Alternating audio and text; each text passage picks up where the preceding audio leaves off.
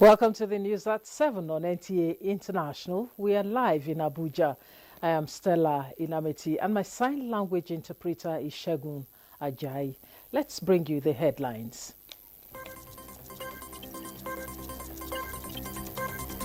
Vice President Kashim Shettima makes case for Nigeria at the ongoing Food Systems Summit in Addis Ababa, Ethiopia. Nigeria and other countries celebrate years without aircraft accidents.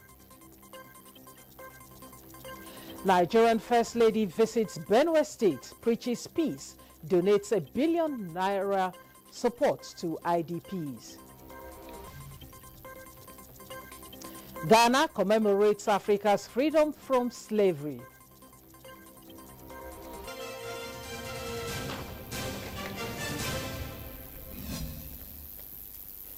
Thanks for joining us.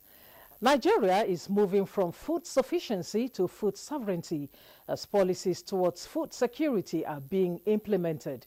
Vice President Kashim Shettima stated this at the ongoing United Nations Food Systems Summit in Addis Ababa, Ethiopia. Benny Adams reports. Nigeria's Vice President and leader of the Nigerian delegation to the second United Nations Food Systems Summit stocktake in Addis Ababa, Senator Kashim Shettima has joined global leaders in sharing experiences of impact and the need to scale up finance and investment towards attaining a sustainable food system. Since 2021, when we unveil our national food systems transformation pathway, Nigeria has journeyed with a clear compass. We have pursued institutional reforms with vigor.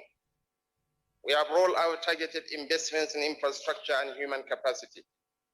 We have deepened partnerships across sectors and prioritized agro-industrialization as a key driver of inclusive growth. For Nigeria, advancing the transformation of the coffee value chain, in addition to consolidating on commitment towards building resilient, inclusive, and sustainable food systems, is key. Administration of Bola Ahmed Tinubu has invested in agriculture much more than any other administration in its first 2 years of its life.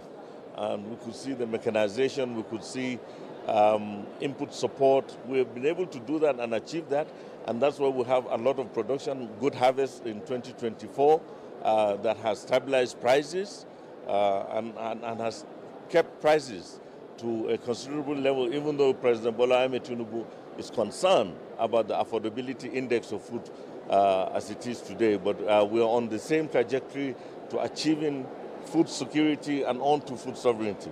In line with Nigeria's domestic priorities, the Nigerian delegation is leveraging international partnerships to advance a private sector-led model through evidence-based solutions.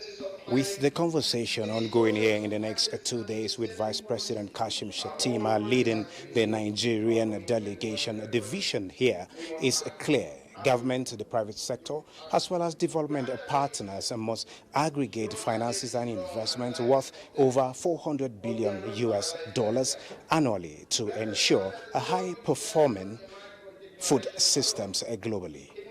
From the UN building in Addis Ababa, Benny Adams, NTA News. Nigeria is committed to scaling incentives for farmers, particularly the youth in agriculture.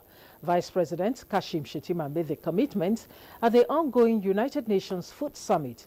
At the time, young Nigerian farmers are being celebrated on the global stage in Addis Ababa. Benny Adams reports. Ensure that food systems are working for everyone everywhere. From the conversations among global leaders, policymakers, industry players, and activists at the ongoing Food Systems Summit here in Addis Ababa, the message is clear. The world is hungry and the solutions are not arriving fast enough. For Amina Mohammed, the summit is not just about statistics. It is about the countless smallholder farmers across Africa whose harvests are affected by droughts or swept away by floods. They are victims of a climate crisis they did not create. What we do need now is accelerated actions at scale, meeting the expectations of those who suffer on a daily basis. To empower smallholder farmers and women and youth by giving them incentives Our belief is that our agriculture should be market-driven, not about handouts. Amid all this is an inspiring story of young Africans making impact in creating sustainable food systems. Amongst them are Nigerians. And in mechanization, I've been making a lot of impact to my community. I service smallholders farm over 500 hectares in a season, which is very big. And sometimes I get supplies from the office of over 10 to 20 million. I supply the Fadama projects, they are juveniles, then I supply individuals. I also do production for cooperatives and individuals.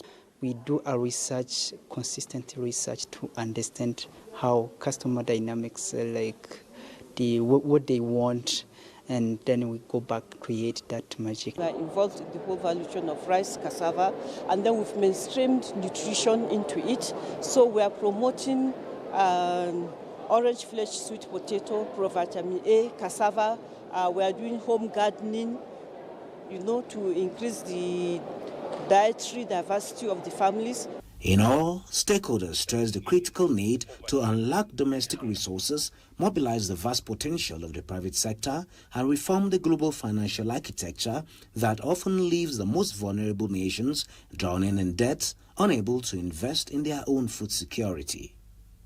From Addis Ababa, Ethiopia, Benny Adams, NTA News. The Africa Continental Free Trade Area Coordination Office in Nigeria has engaged prospective importers and exporters when the agreement is eventually domesticated in the country. Kunle Adeyeye reports that the conversation dwelt on trade facilitation and challenges of intra-African trade at a summit in Abuja. A gathering of officers in charge of trade in Nigeria. The purpose is to prepare the grounds for the domestication of the Africa Continental Free Trade Agreement in Nigeria. Like many other African countries, Nigeria is signatory to the AFCFTA agreement. It has been 6 years now and legislative backing is eagerly awaited. But the prospective beneficiaries of these instruments, importers and exporters, will have to understand AFCFTA's rules and regulations, especially the rules of origin. The AFCFTA Coordination Office in Nigeria, the European Union, and the World Customs Organization are making this to happen. The question, however, is there hope in sight for its actualization, and will Nigeria cope with the operational dynamics? Nothing is late when it comes to AFCFTA implementation. And to the fact that the issue of domestication as well is not even late as well. As we speak, we have gazetted the schedule of tariff concession. The Nigerian AFCFTA Coordination Office started the process. The Nigerian Customs Service has taken strategic steps to support Nigeria's participation in the AFCFTA, notably the establishment of a dedicated export processing terminal at Lilliport, Apapa, Lagos. Oluwaseun Akadiri is optimistic that without the skills acquired from this program, navigating the new African market will not have been easy. We want to do more, so being here gives me an opportunity to understand how we can actually achieve that part of the goal, because we'll be selling domestically and we want to go international now. So being here is a wonderful opportunity to do that. Other participants share Oluwaseun's sentiment, but add that intra-African trade could improve more than the current 20% share. Kunle Adeyeye, NTA News. Traditional Ghanaian leaders and members of the African diaspora gathered in Cape Coast to mark this year's Panafest and Emancipation Day celebrations, showcasing the nation's vibrant cultural and ancestral heritage. Details with Justin Bem Onyi. The event transformed the historic coastal city with a vibrant tapestry of ancestral heritage and Pan-African solidarity. Attendees arrived at the festival grounds alongside regal processions of chiefs and cultural icons. The atmosphere was electrifying, filled with pulsating rhythms, energetic dance performances, and theatrical reenactments evoking the harrowing history of the transatlantic slave trade. this year's observance carried a deeper resonance, placing strong emphasis on justice, healing, and the revival of African consciousness. Central to the celebrations was a renewed call for reparative justice and the dismantling of global systems historically built on exploitation. Beyond the finance, some of us want to see a time when Africans are not living at the razor edge of life, no matter where they are, no matter how rich the country is or how poor that country is. At the heart of this year's celebration is a call for reparative justice. We must not remember, we must act.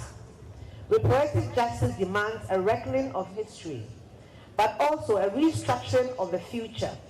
We want our young people, our creative community, our artists to make their songs about this, to make their dance about this, to be able to have their conversations and their drama and their films about this. We must use every aspect of our creative energy to send that single message out about reparative justice. It speaks to not only repatriations, it invites us to come back. It invites us to set up inquiry spaces around what it really means. Beyond the symbolism, the gathering served as a reaffirmation of Ghana's role as a spiritual and cultural home for people of African descent around the world. A space not only for reflection, but also for reconnection and renewal. Now, in its 17th edition, Panafest continues to evolve as a powerful platform for cultural resistance and collective memory. Held biannually, it frequently coincides with Emancipation Day, commemorated in countries like Trinidad and Tobago on August 1st, marking the abolition of slavery across the British Empire. Through music, rituals, dialogue, and remembrance, this year's festival bridged the past and present, reigniting hope for a future where African identity is celebrated and its global contributions fully recognized. Justin Bemuni, NTA News. As the aviation industry continues to strive for safer skies, Nigeria's recent aviation accident record has shown a promising trend. The risk posed by navigational errors, engine failure, and other factors in the industry still remain a source of concern. This highlights the importance of continued vigilance. Against this backdrop, the 12th Banjul Accord Group Accident Investigation Agency, which had a conference, brought together experts from across West Africa to reaffirm their commitment to improving aviation safety. Aliyu Kabir reports. Aviation accidents occur when aircraft operation results in serious injury, death, or damage. They can be caused by navigational errors, engine failure, weather condition, and bad strikes. Nigeria's aviation accident rate is minimal compared to advanced countries. The NSIV investigations show a significant reduction in accidents. Recent incidents include the Allied Boeing freighter, which crash-landed in Abuja on December 11, 2024, Sikorsky helicopter, which crashed near Boni Finima in Rivers State, and the Diamond training aircraft belonging to Nigerian College of Aviation Zaria, which crashed in Ilorin in May 2025. The 12th edition of Banjul Accord Group Accident Investigation Agency, Bagaya, aims to strengthen capacity to improve aviation safety. We've had no hull losses. I have to correct that. We've had one, which was the helicopter crash. But again, we're still celebrating no major hull loss or mass casualty events in the West African sub-region in the past 6 years. So that's a testament to the strength and resolve of Bagaya and all the Commission members, because we're all working together to improve aviation safety in the sub-region and in Africa as a whole. And we're developing capacity every time. So in what he's saying in essence is that accident investigation is not something you assume. You don't assume in terms of investigating it. You need to work in based on fact. Participants from 7 regional member states, including Cape Verde, the Gambia, Ghana, Guinea, Liberia, and Nigeria, reaffirmed their commitment to reducing air crashes for the betterment of passengers. In Abuja, Aliyu Kabir, NTA News. This is the news on NTA International. We will take a short break. Welcome back and thanks for staying. President Bola Tinubu has directed all political office holders in the northern states, including service chiefs and national security advisor, to engage with and work alongside the Sardauna Memorial Foundation to promote social and economic development in the region. The Minister of Information and National Orientation announced this at the ongoing two-day interactive session on government-citizen engagement in Kaduna. The Secretary to the Government of the Federation, George Akume, is leading the federal government delegation for the two-day meeting. He stated that the Tinubu administration has achieved a lot in the last 2 years. He cautioned politicians to stop hitting the polity by feeding the public with misinformation to discredit the present administration.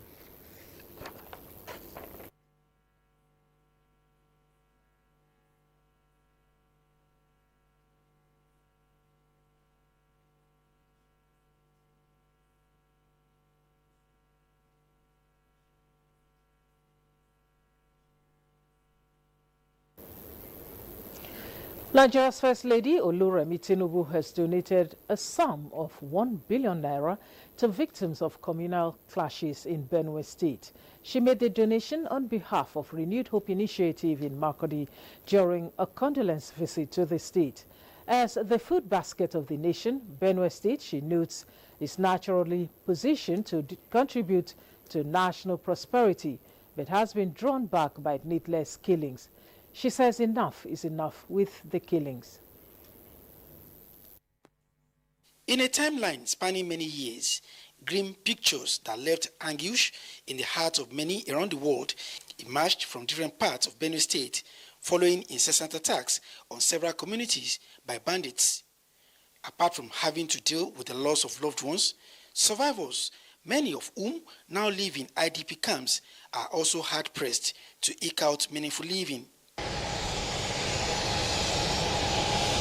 Identifying with their plight as the mother of the nation, Nigeria's First Lady Oluremi Tinubu is here to strengthen the hands of the victims, bearing Renewed Hope Initiative's relief materials, along with a check sum of 1 billion naira, which she presented to the state governor, Hyacinth Alia. On behalf of the Governing Council of the Renewed Hope Initiative, RHI will be making the donation of 1 billion naira to displaced families get back on their feet, go back to earning a living and having a better life. This is in line with the objective of the Renewed Hope Initiative as contained in our motto, towards a better life for families. As the food basket of the nation, Benue State, she notes, is naturally positioned to contribute to national prosperity, but has been drawn back by needless killings. She says enough is enough. When there are situations like this, we have to embrace dialogue. Patience are always the best solution rather than violence. The way to peace is the way of love, and love is the greatest power on earth. Despite it suffers long, it conquers all things. The Benue State Governor received the donation on behalf of the displaced families and applauded the First Lady for her commitment to national solidarity. Has been talking about ranching, and for us as a state taking advantage of this misfortune of ours, we also add your voice in speaking to all of us as you walk across the nation on the need for this ranching. Our prayers are let the killer-headed terrorists be flushed out of Benue State and other neighboring states, and everything be done to give us peace in Benue State. The visit of the First Lady is sequel to an earlier condolence visit by President Bola Tinubu to the state. From Makurdi, Adeni Itaiwo, NTA News. Nigeria is beginning to witness a new dawn in maritime safety. education and industry growth as a result of the targeted investments and policy reforms of the federal government in the sector. This was the submission of the Senate Committee on Marine Transport at the end of its oversight visit to the Maritime Academy of Nigeria, Oron. Clement Barikui has details. Coming 8 years after the last Senate Committee on Marine Transport visited Maritime Academy of Nigeria, Oron, this oversight provided the lawmakers the opportunity to appreciate the strides made by the institution and share in its challenges with a view to further redefine maritime education in the country through legislative support. From the state-of-the-art marine simulators to the newly constructed smart classrooms, cadet hostels, jetties, boat maintenance yards, marine exhibition halls, survivor pools, and engineering workshops, the Senate Committee admits that this is another evidence that President Bola Tinubu's improved budgetary provision to the maritime sector is yielding results. I commend the management, the staff, and students of this academy for your ongoing commitment to raising the standards of maritime education and professional assistance.